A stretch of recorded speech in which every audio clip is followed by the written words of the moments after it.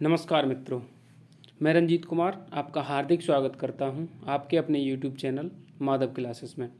दोस्तों, अगर आप भी यूपी लेखपाल 2021 के लिए ग्रामीण विकास एकदम जीरो लेवल से पढ़ना चाहते हैं तो हमारे चैनल से अवश्य जुड़ें। ग्राम समाज एवं विकास के अंतर्गत जो हमें टॉपिक पढ़ने हैं उन टॉपिकों में ग्राम विकास भारतीय संदर्भ में, ग्राम विकास प्रबंधन, ग्राम विकास शोध प्रणालियाँ, ग्रामीण विकास स्वास्थ्य सेवाएं, ग्रामीण सामाजिक विकास, ग्राम विकास में भूमि सुधार का महत्व, और सातवां जो टॉपिक है आपका वो है लेखपाल के कार्य एवं भूमि मापन। फिर भारत की ग्रामीण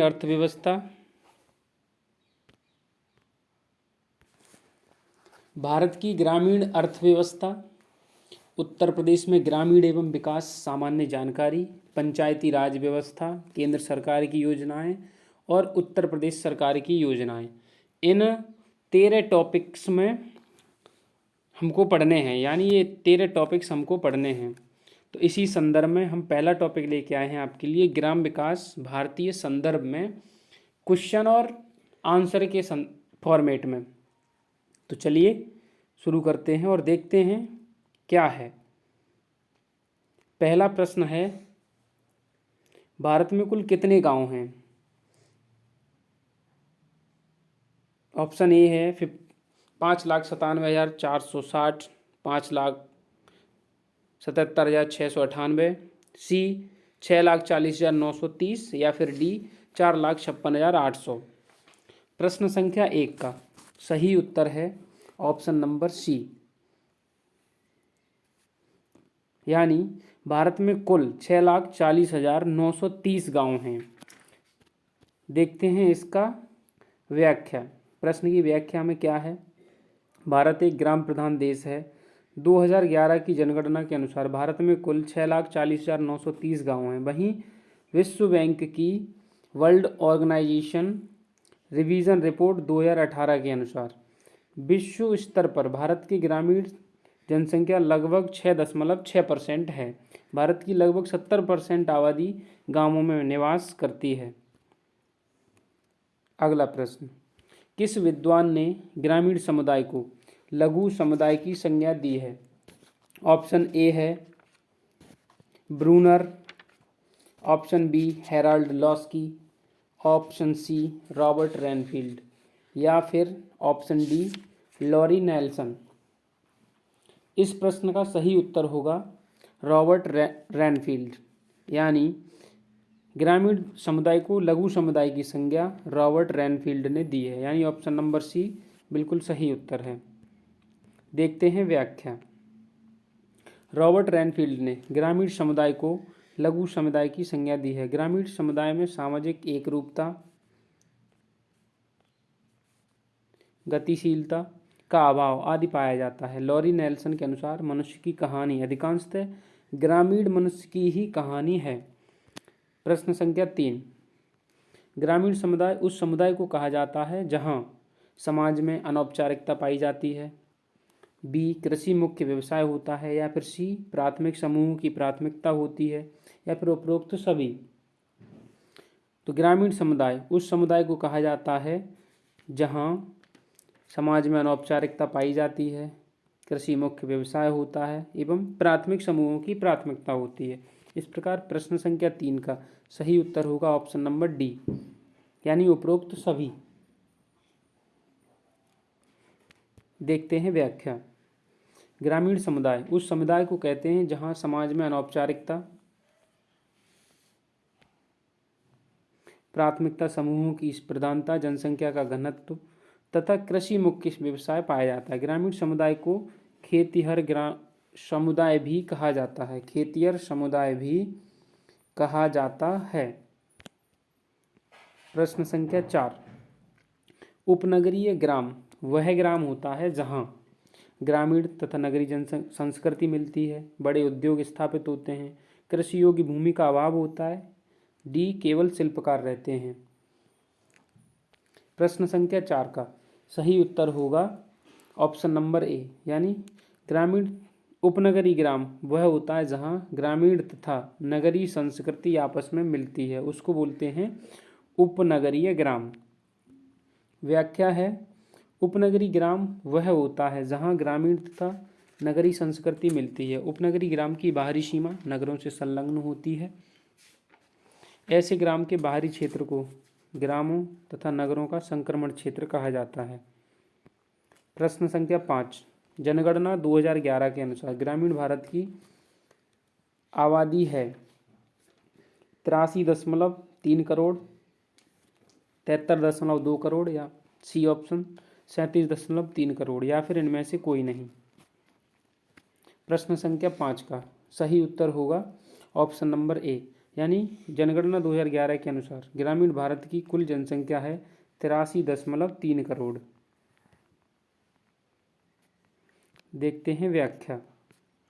जनगणना 2011 के अनुसार ग्रामीण भारत की जनसंख्या लगभग 83.3 करोड़ है, जो देश की कुल जनसंख्या का 68.89% है। यह जनसंख्या देश के 6,40,930 गांवों में निवास करती है। गांवों का आकार सामान्यतः छोटा होता है। भारत के 3.38 लाख गांव ऐसे हैं जहां की आबादी 1000 से भी कम है। अगला प्रश्न, ग्राम शब्द का सर्वप्रथम उल्लेख किस साहित्य में मिलता है? एक इम्पोर्टेंट प्रश्न है।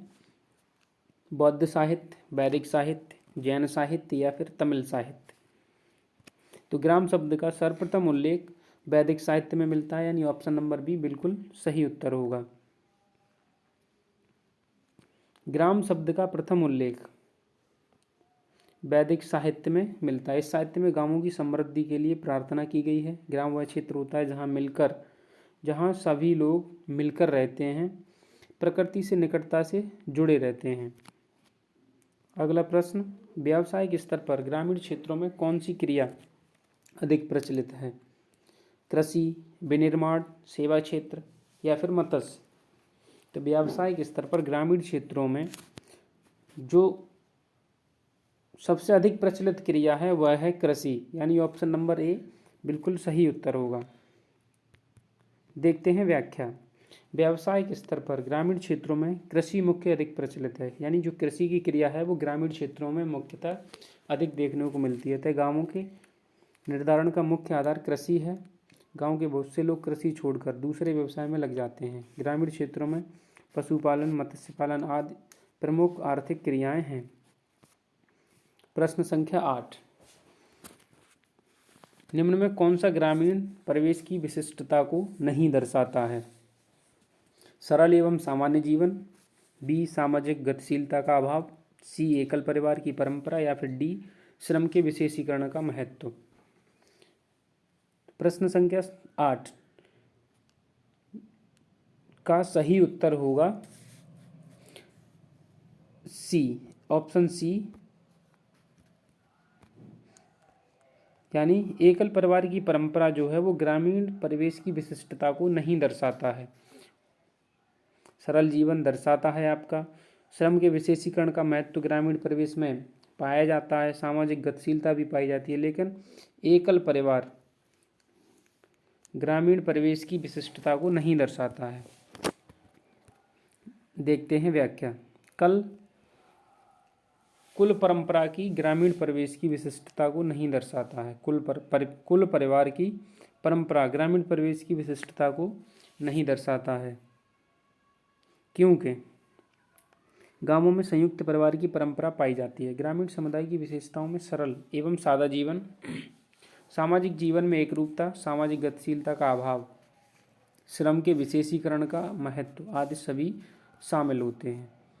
प्रश्न संख्या 9, ग्रामीण समुदाय के बारे में कौन सा कथन असंगत है? ए, ग्रामीण समुदाय प्राकृतिक पर्यावरण पर निर्भर रहता है। बी, व्यक्ति की प्रतिष्ठा का संबंध परिवार से होता है। सी, जनसंख्या का घनत्व कम पाया जाता है। बी, विनिर्माण कार्य विकसित अवस्था में होता है। तो ग्रामीण समुदाय के बारे में, ग्रामीण समुदाय प्राकृतिक पर्यावरण पर निर्भर रहता है, ये बिल्कुल सही है। व्यक्ति की प्रतिष्ठा का संबंध परिवार से होता है, ये भी सही है। जनसंख्या घनत्व कम पाया जाता है, ये भी सही है। लेकिन डी, विनिर्माण कार्य ग्रामीण क्षेत्रों में विकसित अवस्था में नहीं होता है। तो प्रश्न संख्या 9 का सही उत्तर होगा ऑप्शन नंबर डी।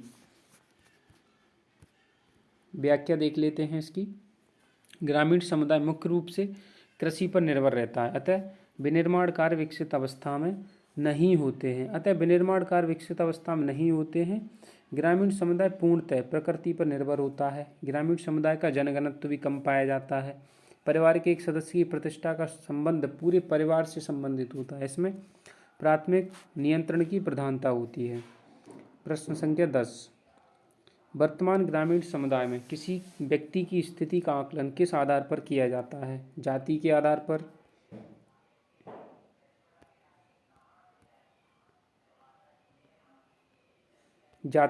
पर, धन के आधार पर, पद के आधार पर या फिर शिक्षा के आधार पर?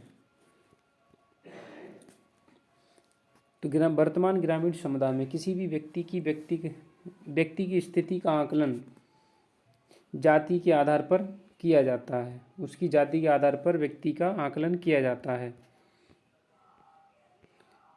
वर्तमान ग्रामीण समुदाय में किसी भी व्यक्ति की स्थिति का आकलन जाति के आधार पर न करके धन, पद तथा शिक्षा आदि के आधारों पर किया जाता है। औद्योगिकरण, नगरीकरण तथा सरकार के प्रयास से ऊंच नीच, छुआछूत, निम्न जातियों से भेदभाव की भावनाओं में बदलाव आया है। इतना ही नहीं, जातियों के अर्थों में भी बदलाव आया है। क्या कह रहा है प्रश्न? 1 मिनट। वर्तमान ग्रामीण समुदाय में किसी भी व्यक्ति की स्थिति का आकलन किस आधार पर नहीं किया जाता है? इसमें नहीं और शामिल कर लिया जाए, नहीं किया जाता है, तो इसका सही उत्तर होगा ए, उसकी जाति के आधार पर। प्रश्न संख्या 11, ग्रामीण समुदाय का समाज शास्त्रीय महत्व किस रूप में प्रदर्शित होते हैं?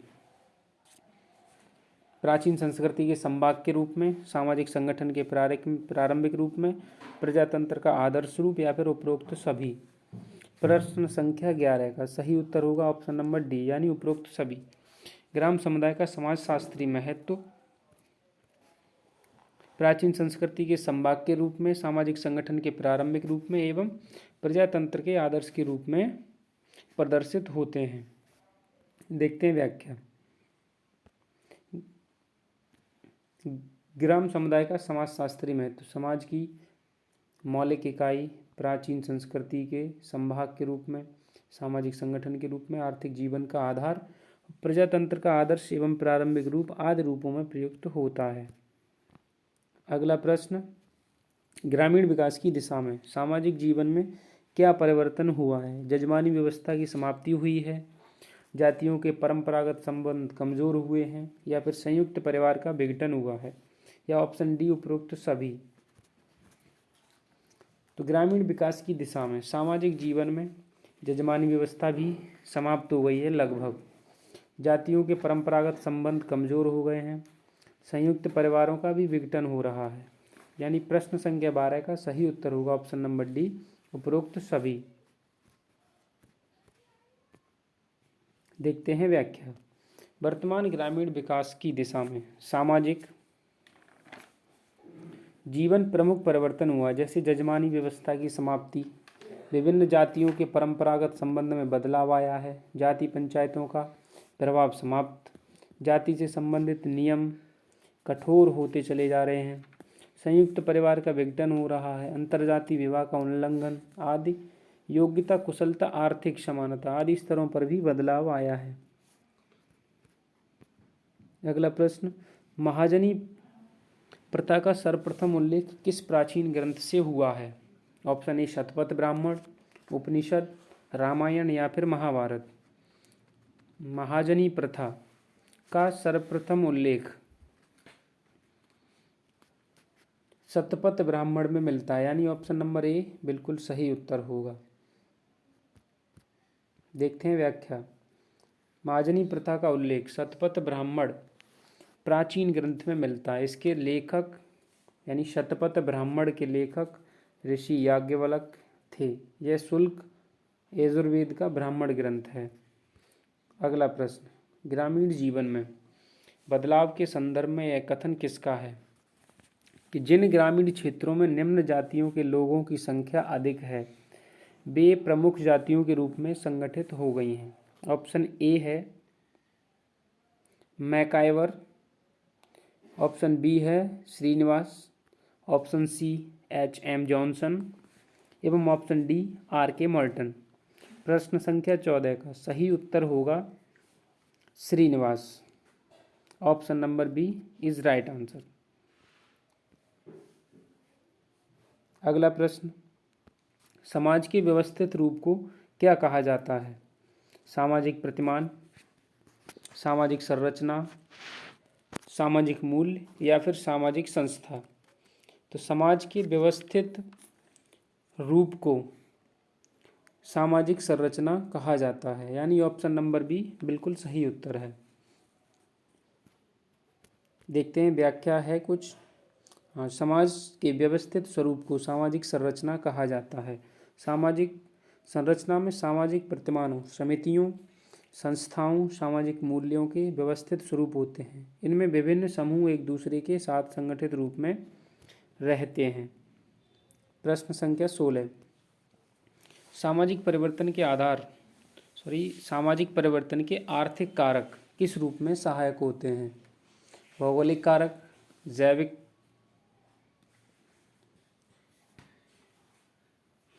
अंतर्जातीय विवाह, प्रेम विवाह, सामाजिक विघटन या फिर सभी।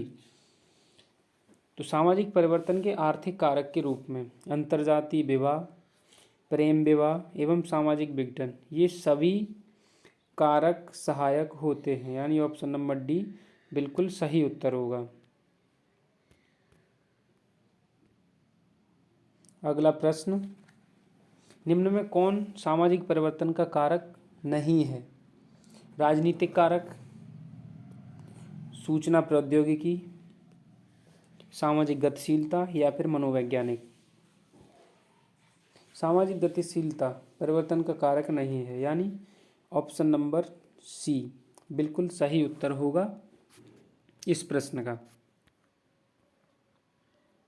सामाजिक गतिशीलता सामाजिक परिवर्तन का कारक नहीं है, बल्कि सामाजिक परिवर्तन की स्थिति है। यह विभिन्न कारकों के प्रभाव में परिवर्तित होती है, जिसे नगरीय समाज में अधिक देखा जाता है। सामाजिक परिवर्तन के कारकों में आर्थिक कारक, जैविक कारक, मनोवैज्ञानिक कारक, सूचना प्रौद्योगिकी कारक एवं सांस्कृतिक पहलू आदि प्रमुख हैं। प्रश्न संख्या 19, निम्न में कौन सा सामाजिक परिवर्तन का प्रतिमान नहीं है?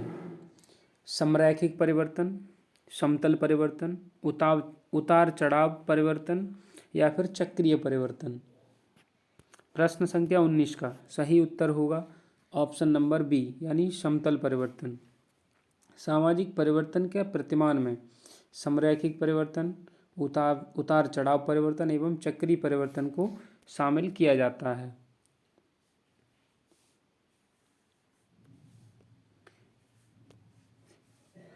प्रश्न संख्या 20, परिवार के उद्विकासी सिद्धांत के प्रतिपादक कौन हैं? ऑप्शन ए बैकुफन, बी मॉर्गन, सी आगवर्न एवं डी रॉल्फ लिंटन। तो परिवार के उद्विकासी सिद्धांत के प्रतिपादक हैं बैकुफन, यानी ऑप्शन नंबर ए बिल्कुल सही उत्तर है। देखते हैं परिवार के उद्विकासी सिद्धांत के प्रतिपादक। परिवार के उद्विकासी सिद्धांत के प्रतिपादक बैकुफन थे, किंतु इस सिद्धांत की जो विस्तृत व्याख्या की थी वो थे मॉर्गन। यानी परिवार के उद्विकासी सिद्धांत के प्रतिपादक तो थे बैकुफन, लेकिन उद्विकासी सिद्धांत की विस्तृत व्याख्या करी थी मॉर्गन ने। बैकुफन ने उद्विकासी रूप को 4 चरणों में बांटा था। नंबर 1, कामाचार की स्थिति, बहुपति विवाह, बहुपत्नी विवाह, बहुपत्नी विवाही परिवार, एक विवाही परिवार, ये 5 आधार थे बैकुफन के। वहीं मॉर्गन ने परिवार के विकास को 5 भागों में बांटा था, जिनमें थे समरक्त विवाह परिवार, समूह विवाह परिवार, शिष्मांडियन परिवार एवं पितृसत्तात्मक परिवार और एक विवाही परिवार। ये 5 भाग मॉर्गन ने परिवार के उद्विकासी विकास के संबंध में दिए थे। प्रश्न संख्या 20, दायभाग संयुक्त परिवार किस राज्य में पाया जाता है? Option A Bengal, option B Haryana, option C Andhra Pradesh, option D Uttarakhand. तो प्रश्न संख्या 20 का सही उत्तर होगा ऑप्शन नंबर ए, यानी बंगाल। दायभाग परिवार का जो दायभाग संयुक्त परिवार है वो भारत के बंगाल में पाया जाता है। दायभाग संयुक्त परिवार भारत के बंगाल तथा असम में पाए जाते हैं। इस परिवार में पुत्र को संपत्ति पर अधिकार पिता के मरने के बाद ही प्राप्त होता है। इस परिवार में पुरुष एवं स्त्री दोनों संपत्ति में समान रूप से उत्तराधिकारी होते हैं। प्रश्न संख्या 21, निम्न में से कौन संयुक्त परिवार के विघटन का कारण नहीं है? ऑप्शन ए व्यक्तिवाद, बी शिक्षा का प्रसार, सी सामान्य धार्मिक कर्तव्य या फिर डी पश्चिमीकरण। प्रश्न संख्या 21 का सही उत्तर होगा ऑप्शन नंबर सी, सामान्य धार्मिक कारक, यानी संयुक्त परिवार के विघटन का कारक सामान्य धार्मिक कर्तव्य नहीं है। प्रश्न संख्या 22, सरकार द्वारा किए गए वे कौन से प्रयास हैं जिससे संस्कृतिकरण की प्रक्रिया को बढ़ावा मिला है? आरक्षण की व्यवस्था, बी भूमि सुधार, सी मताधिकार का अधिकार या फिर डी ये सभी। तो सरकार द्वारा समय समय पर संस्कृति को बढ़ावा देने के लिए कुछ प्रयास किए जाते रहे हैं। इन प्रयासों में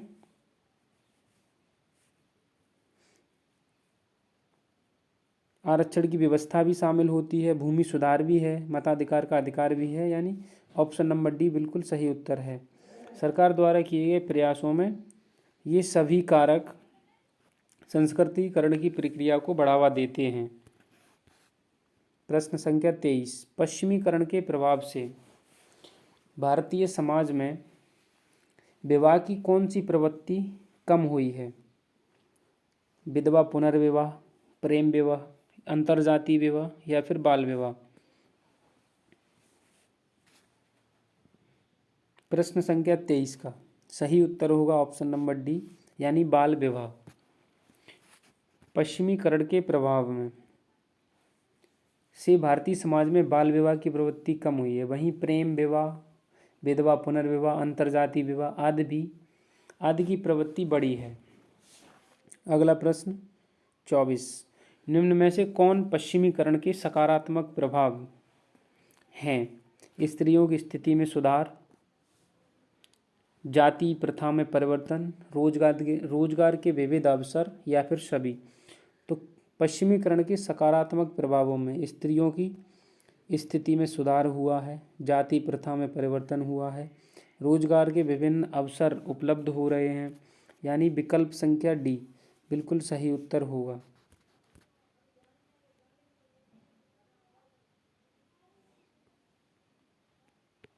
अगला प्रश्न है 25, ग्रामीण परिवार में परिवर्तन के किस कारक को उत्तरदायी नहीं माना जाता है? नगरीकरण, पश्चिमीकरण, पाश्चात्य संस्कृति या फिर स्थायी जीवन।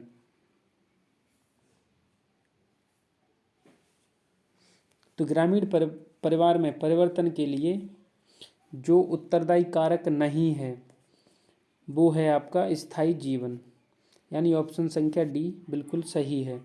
ग्रामीण परिवार के परिवर्तन के कारकों में स्थायी जीवन नहीं है, क्योंकि यह ग्रामीण परिवार की एक विशेषता है। ग्रामीण परिवार में परिवर्तन के कारणों में औद्योगिकरण, नगरीकरण, यातायात का विकास, जनसंख्या वृद्धि, पाश्चात्य संस्कृति आदि प्रमुख हैं। तो ये थे ग्रामीण विकास के 25 प्रश्न।